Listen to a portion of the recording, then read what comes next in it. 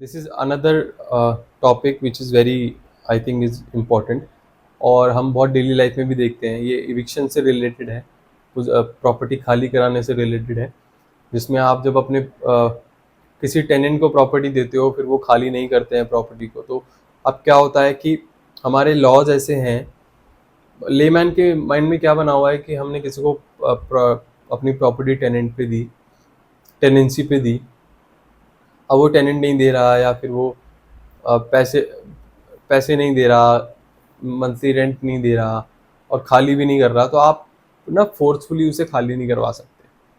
आप उसे धक्के मार के नहीं निकलवा सकते, कुछ गूंज बुला के वो नहीं करवा सकते। आप बोलोगे सर ये तो मेरा प्रमाइसिस है, मैं कैसे अपनी प्रॉपर्टी को नहीं खाली करवा सकता? तो देखो ये लॉ है, आपको अगर लॉफुली खाली करवाना है वो प्रेमाइसिस, तो आपको लॉफुली अनलॉफुली कोई एक्ट नहीं कर सकते, वो आपको कोर्ट के थ्रू ही करवाना पड़ेगा। अगर सामने वाली पार्टी नहीं कर रही है उसमें जो है कोर्ट जाना पड़ेगा, उसको खाली करवाना पड़ेगा कोर्ट के थ्रू। और खाली करवाने अनफॉर्चुनेटली अपने खुद के प्रेमाइसिस को खाली करवाने के लिए, इविक्ट करवाने के लिए वो एक टीडियस प्रोसेस से गुजरना पड़ेगा और वो आपको वो मॉनिटरी हार्म भी करेगा और टाइम भी लगेगा। ठीक है, बट एक प्रोसेस है तो है, उसको हम कुछ नहीं कर सकते। बट हाँ ये है you will get your premises eventually, but अगर वो खाली नहीं हो रहा, कब्जा कर लिया किसी ने, तो वो तरीका यही है, लॉफुल तरीका यही है करवाने का। ठीक है, अब इविक्शन में जब आप जाते हो इविक्ट करवाने के लिए ना, आप जब एक्ट पढ़ोगे, थ्योरी में थोड़ा पढ़ लेना, समझ लेना, तो आपको ना बोनाफाइड दिखाना पड़ता है अपना, you being the plaintiff, the owner, या तो कुछ चीज़ें ऐसी दिखानी पड़ती है जिसकी वजह से आप उसको प्रेमाइसिस को खाली करवाना चाहते हो। देखो एक एग्रीमेंट भी होता है ऑब्वियसली, जब आप किसी प्रेमाइसिस को किसी को दोगे तो एक रेंट एग्रीमेंट भी होगा।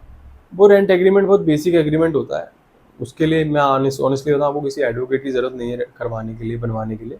नॉर्मल डॉक्यूमेंटेशन वाले के पास, किसी के पास चले जाओ, उनके पास फॉर्मेट होता है, डिटेल्स एडिट करके वो दे देते हैं, अपना टर्म्स एंड कंडीशन डाल लो जो भी डालना है। अब क्या हुआ, मान लो कि आपका 1 साल का एग्रीमेंट था, 1 साल से ऊपर हो गया, टेनेंट जो है वो प्रॉपर्टी खाली नहीं कर रहा, ना रेंट दे रहा, तो आप बेस्ड ऑन दैट आप कोर्ट को अप्रोच करोगे और वो पोजेशन के लिए आप प्लीड करोगे। अब वो कैसे करेंगे, वो ये ड्राफ्ट है जो मैं आपको दिखा रहा हूँ। तो नॉर्मल चेकलिस्ट डालोगे, ये मैंने पहले भी बताया था, चेकलिस्ट डिटेल के हिसाब से आप सब कुछ डाल दोगे। उसके बाद आप सूट बेसिक वैसे स्टार्ट होगा, पार्टीज वर्सेस पार्टी, इंडेक्स आ गया आपका, memo of party, suit along with affidavit.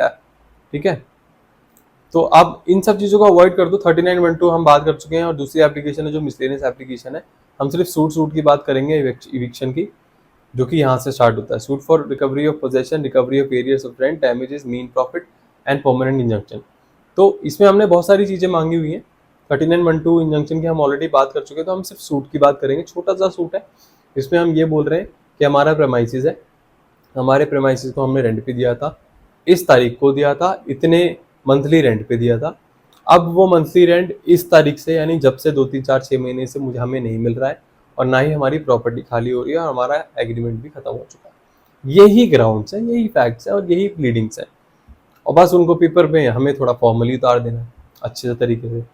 तो plaintiff is an absolute owner of the bearing number, property number वो डाल दोगे आप पूरा।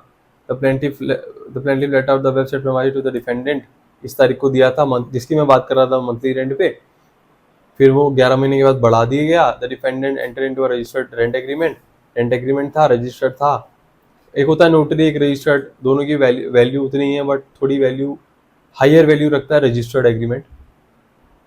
That you the defendant have paid 25,000 rent for premises in the month of May, March and April. उसके बाद 9,000 मई 2023 में, out of which 3,000 still pending.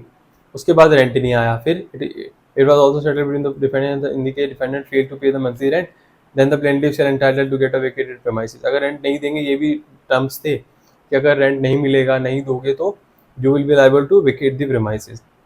ठीक है, तो फिर वही normal, despite termination of tenancy, the defendant not vacate the premises according to no better than the trespasser, the defendant is under obligation to hand over vacate the peaceful possession of the tenancy premises to the plaintiff। ठीक है, वही normal basic ground, सारे facts हमने बता दिए। हमने ये बता दिया कि हमें क्यों खाली करवाना है, किस लिए खाली करवाना है, रेंट वगैरह वगैरह, एग्रीमेंट है। उसके बाद लीगल नोटिस भी हमने भेज दिया, लीगल नोटिस का भी कोई रिप्लाई नहीं आया।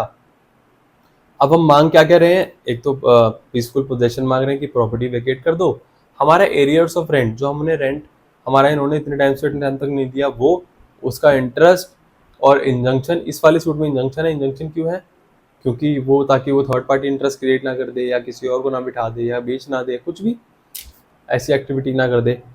और देखो clear the electricity and water charges, जो टेनेंट की लाइबिलिटी होती है वो काफ़ी कुछ मांगा हुआ है। तो this is our eviction notice goes. फिर ये 9 पैरा कॉज ऑफ एक्शन, हमें मालूम है बहुत अच्छी सी डिटेल में, हमने डिटेल में कवर किया है कॉज ऑफ एक्शन अपने रिकवरी सूट में, कंसल वाले में। वो आ गया, आपका प्रेयर आ गया। प्रेयर में क्या मांगोगे, नॉर्मल बेसिक जो भी चीज़ें हैं, आपका एरिया जो मैंने भी बोला, रिपीट कर रहा हूँ, प्रेमाइस का वेकेशन कि प्रेमाइस छोड़ो, एरियर दे दो, इलेक्ट्रिसिटी वाटर बिल जो पेंडिंग छोड़ा हुआ है वो दे दो, ठीक है, इंजंक्शन मांगा हुआ है। तो ये चीज़ें हैं and this is the eviction suit जो यहाँ पे ख़त्म हो जाता है हर केस की तरह। और इसको भी एविक्शन सूट को भी थोड़ा वक्त लग जाता है डिस्पोज होने में, मगअप होने में, ख़त्म होने में, ठीक है। तो ये चीज़ों का ध्यान रखना है।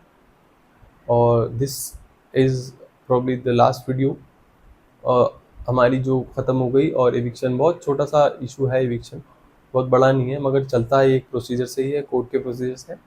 तो that would be it. Thank you so much.